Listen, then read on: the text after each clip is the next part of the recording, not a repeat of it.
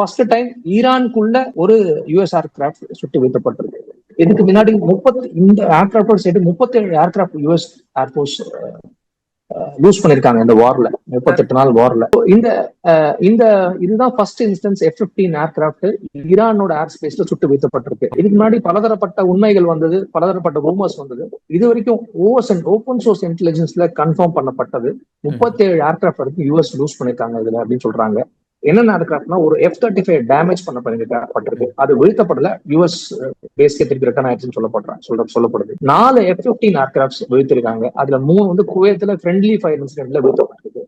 இதோட நேத்துக்கு 4 முந்தானத்துக்கு நடந்த ஏர்கிராப்ட் ஈவெண்டோட சேர்த்து 4 ஆச்சு. இது வந்து A-10ங்கிற ஒரு கிரவுண்ட் லெவல் பாம்பர், அந்த பாம்பரும் ஈரான் சுட்டு வீழ்த்திருக்காங்க போன வாரம். அதுல உள்ள பைலட்டையும் யுஎஸ் கவர்மெண்ட் மீட்டாங்கன்னு சொல்லப்படுது. இது வந்து 8 KC-135 ஏர் டு ரீஃபியூவலர்ஸ் மேல பறக்கும் போதே பிளேன்களுக்கு ஃபியூல் அனுப்புற ஒரு ஸ்பெஷலைஸ்ட் பிளேன்ஸ். அந்த 8 பிளேன் 2 பிளேன் டோட்டலா வீழ்த்தப்பட்டதாகவும், ஒரு 6 பிளேன் டேமேஜ் ஆனாவும், ஸ்டாட்டிக்கா இருந்த போது அதை ஈரான் பாம்பு பண்ணி டேமேஜ் பண்ணதா சொல்லப்படுது.